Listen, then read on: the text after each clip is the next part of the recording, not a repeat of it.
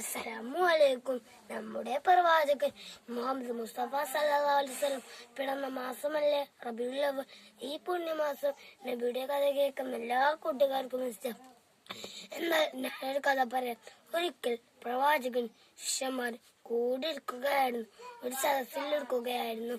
ആ സദസ്സിന്റെ ഇടയിൽ ഒരു യാചകൻ കയറി വന്നു. ആ യാചകൻ നബിയോട് പറഞ്ഞു, നബിയെ, എനിക്ക് വല്ലതും തരണേ. മുത്തുനബി പറഞ്ഞു, നീ എന്തിനു യാചിക്കുന്നു? നിങ്ങളുടെ വീട്ടിൽ ഒന്നുമില്ല.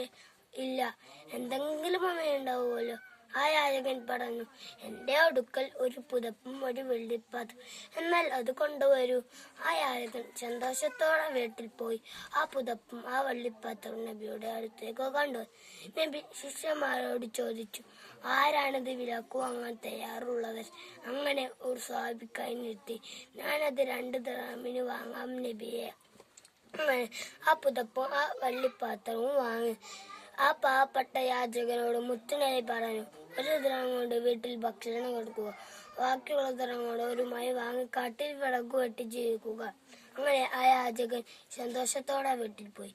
2 ആഴ്ച കഴിഞ്ഞ ആ യാചകൻ തിരിച്ചു വന്നപ്പോൾ ആ യാചകന്റെ അടുത്ത് 10 ദിർഹം ഉണ്ടായിരുന്നു.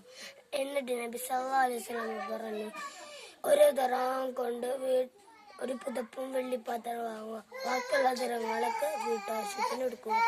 യാചകനിൽ നിന്ന് മോചനം കിട്ടി. അദ്ദേഹം സന്തോഷത്തോടെ വീട്ടിൽ പോയി. മുത്തുനബിയെ കുറിച്ചുള്ള ഈ കഥ കൂട്ടുകാർക്കും ഇഷ്ടമായല്ലോ. മുത്തുനബിയെ സ്നേഹിക്കുമ്പോൾ അല്ലാഹു കൂട്ടത്തിൽ അർപ്പിക്കട്ടെ എന്ന് പറഞ്ഞുകൊണ്ട് എന്റെ കൊച്ചു കഥ നിർത്തുന്നു. അസ്സലാമു അലൈക്കും.